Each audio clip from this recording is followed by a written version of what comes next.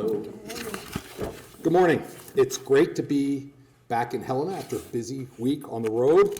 On Tuesday, I had the great opportunity to visit with President Donald J. Trump to highlight one of our many shared priorities, unleashing American-made energy. As you heard me say before, we have an energy crisis in the United States. In fact, the energy crisis is one of the primary drivers in the affordability crisis that Montanans and Americans are experiencing. Under former President Joe Biden, the cost of electricity rose nearly 30% during his time in office. Instead of adopting an all-of-the-above energy strategy like we have here in Montana, the Biden administration picked winners and losers. In 2020, Joe Biden said he would eliminate fracking. In 2021, on his first day in office, Joe Biden halted construction of the Keystone XL pipeline, undermining our nation's energy security and killing Montana jobs. Also in 2021, Biden appointed John Kerry, who hates coal but loved using his family's private jet, to serve as his so-called climate czar. In 2022, Joe Biden said he was going to be shutting coal plants down across America. And during his time in office, he followed through on his promise, weaponizing the federal government against fossil fuels, pushing the far left's Green New scam that gave special treatment to his preferred sources of energy. Through regulation, he attacked Colstrip here in Montana, working to effectively try and shut it down. Through regulation, he ended coal leases in the Powder River Basin. Through regulation, he prioritized the extreme Green New scam instead of allowing the free market to flourish. These are just a few of Joe Biden's greatest hits on his failed war on energy. And they came at a hefty cost. According to Northwestern Energy, one package of EPA rules was projected to cost Montana consumers more than $1.1 billion. That's billion with a B, over 20 years. Thankfully, with President Donald J. Trump in the White House, we have a new sheriff in town. Last month, President Trump began cleaning up the mess that Joe Biden left, repealing these anti-energy policies which hurt consumers. Then on Tuesday, the president issued executive orders to pull the plug on Biden's failed energy policy and flip the switch for American-made energy. I was grateful and proud to be with the president for this historic moment. As I mentioned, this is one of our shared priorities: increasing American-made energy, cutting red tape, and passing historic tax cuts to benefit Montanans and Americans at every income level. And when it comes to our tax policies, we must reduce income and property taxes this legislative session meaningfully and permanently. At the risk of sounding like a broken record, Montanans' income and property taxes are too high. Montana has the highest income tax rate in the Rocky Mountain West. And like Americans across our country, Montanans are struggling under rising property taxes. Montanans set us here to act, to get the job done, and we must. I remain committed to cutting taxes for Montanans at every income level, leaving them more of their hard-earned money, especially as they navigate our nation's affordability crisis. There are several principles that unite conservatives: secure borders, safe communities, strong families, limited government, fiscal responsibility, and lower taxes. Our bold, ambitious plan is a result of these principles. Our tax proposals are just like President Trump's, rooted in the idea that the money belongs to you, the people, not the government. Yesterday, I visited a small business in Missoula to hear from Montanans about the importance of our tax relief package. We heard from small business owners, workers, farmers, and seniors. Rising property taxes are squeezing and crushing them. We were hosted by VW Ice, a family-owned business that produces, you guessed it, ice, and they make a lot of it. Thanks to investments they made in their business to automate, VW Ice built a new state-of-the-art facility, and they're now capable of producing 100 tons of ice per day. That's a lot of ice. Jack Kirkland, the owner of VW Ice, said the homestead rate cut was, quote, exactly what Montanans asked for, end quote. Justin Iverson, a third-generation rancher, also joined us, and he said tax reform was critical to his family so he could pass his ranch on to the next generation, the fourth generation of Iversons on their cow-calf operation. I also met Missoula homeowners, the Fosters, who have felt the pinch of rising property taxes. They are desperate for relief as they head into retirement. To sum up, what did I hear yesterday at VW Ice? It's this. We can't put property tax relief or income tax relief on ice this legislative session. And if legislators don't deliver on meaningful, permanent income and property tax relief, they will be on thin ice with Montana voters. I am convinced the homestead rate cut remains the best option for delivering meaningful, permanent property tax cuts this year. For Montanans, for the place they call home, their primary residence. For small businesses and renters. Not, for example, Californians who drop into their Montana home once or twice a year to ski at their vacation house. We must keep Montanans, not out-of-staters, at the forefront of our minds. That's why I continue to push for the homestead rate cut, which was the product of a year-long effort to address rising property taxes. Our task force included members of the legislature from both sides of the aisle, policy experts, local officials. The homestead rate cut was thoroughly developed and vetted. We need to get it done.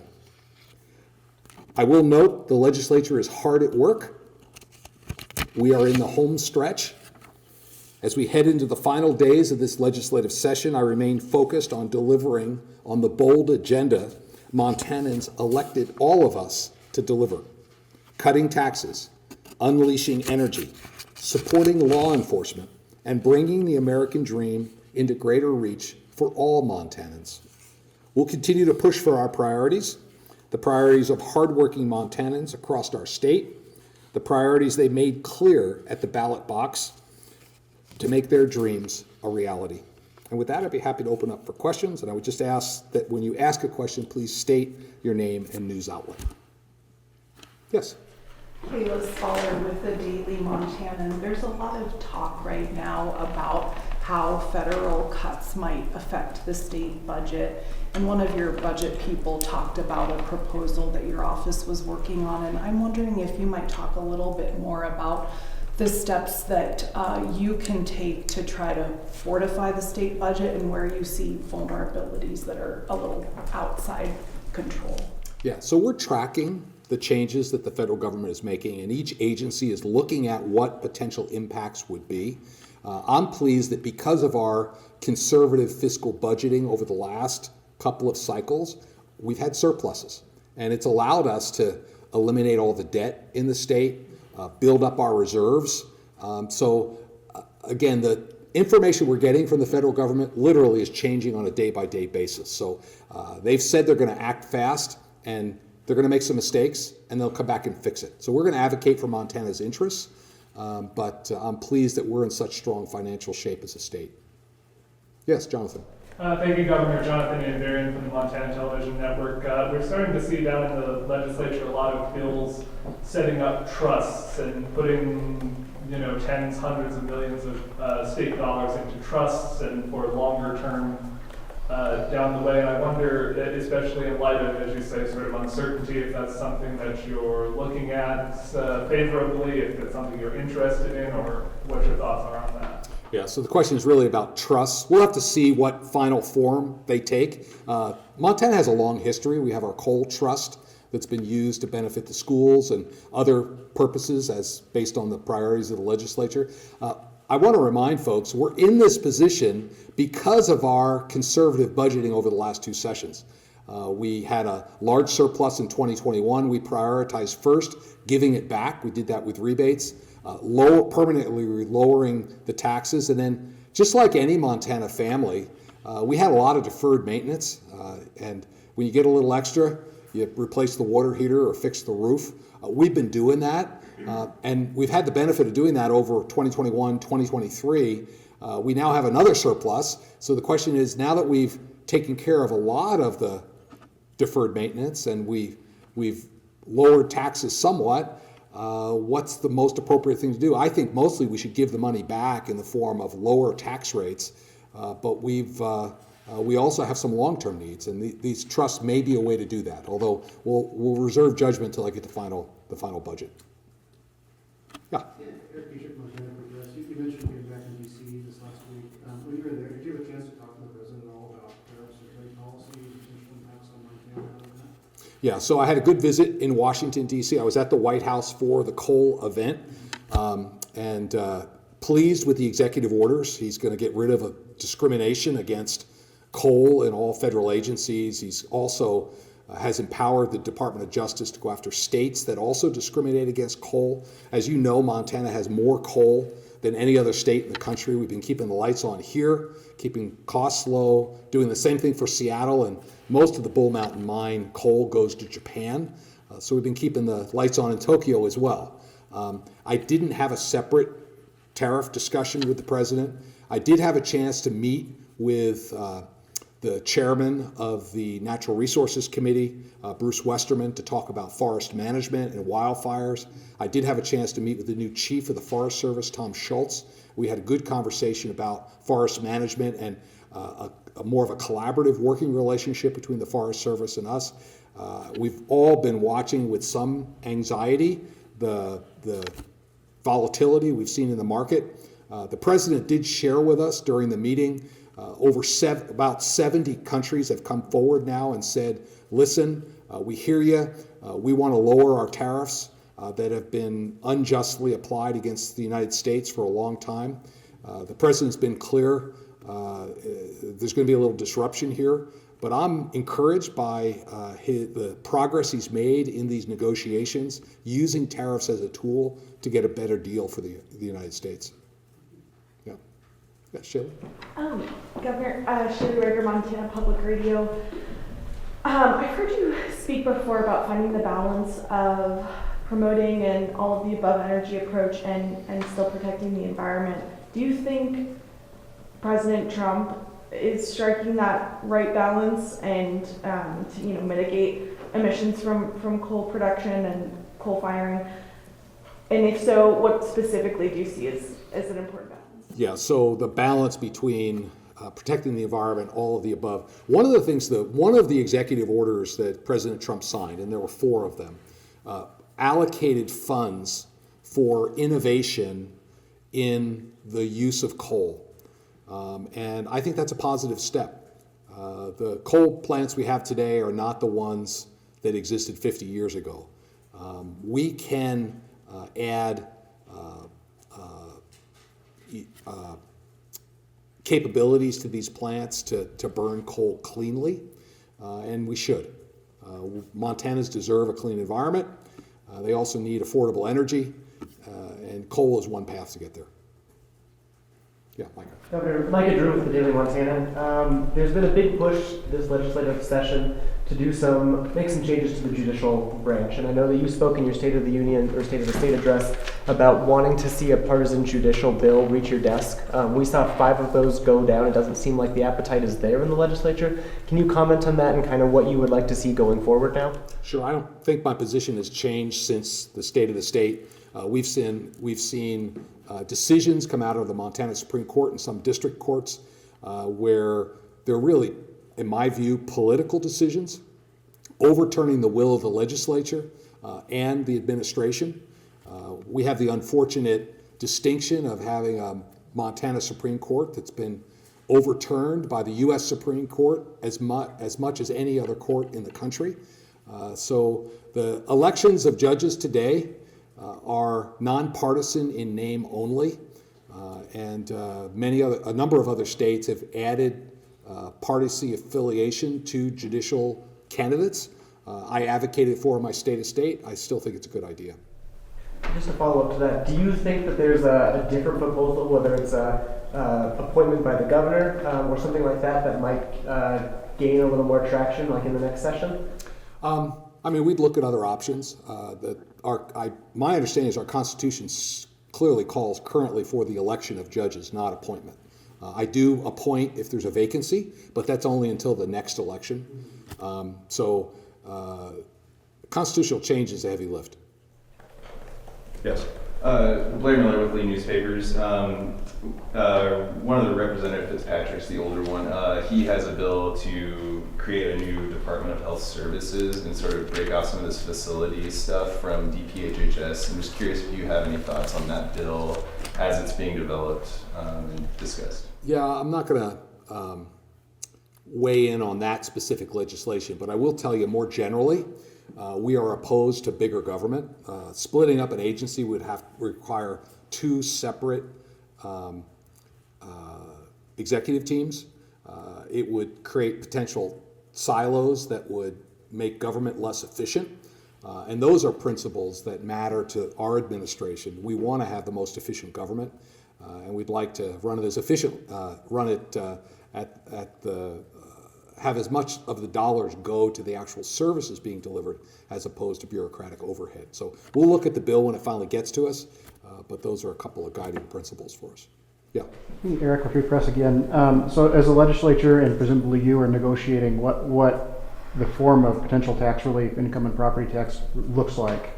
If you get to a point where you kind of have to choose between property tax relief and income tax relief, which one of those would you take if you can, like, okay? Well, I'm an eternal optimist. I don't think we have to make that choice because there's enough room to give Montanans permanent property tax relief and lower the income taxes. I'm open to ideas, but I've been really clear about where the boundaries are on the negotiation box. On property tax, I think it needs to be permanent.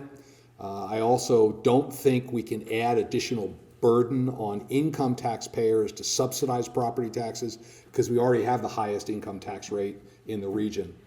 In income taxes, I think the top rate needs to come down. I think that's a fairer tax.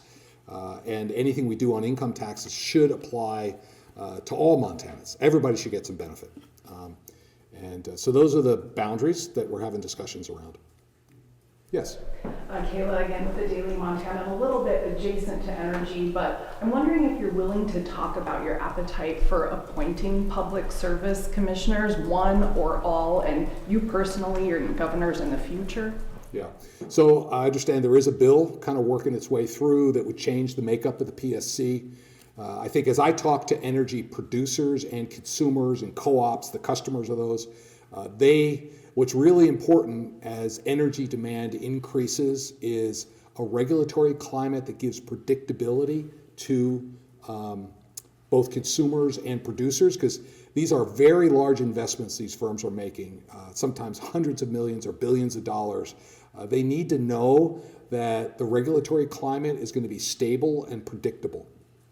The proposal that's going through would make the PSC a little more like the Regents or FWP, which is more of it's my understanding it would actually require a 2/3 approval from the Senate, which would require any nominee that I would put forward would be vetted, would be a bipartisan vetting. So it'd be strictly based on competency. I'm not going to weigh in on the particular bill, but I think there are some benefits that might come from changing up the structure a little bit. Yes? We're going to see Senate Finance and Claims take executive action on HB2 tomorrow. I've heard some conservatives say they feel like HB2 is too bloated right now. I've heard suggestions to cut the 3% provider rate increase that was added in. I'm curious if you've been having conversations with lawmakers about what you would like to see done to that budget, if anything, or if you feel like it's in good shape right now. So about budget and HB2, we put our budget forward. It grew state spending less than the rate of inflation.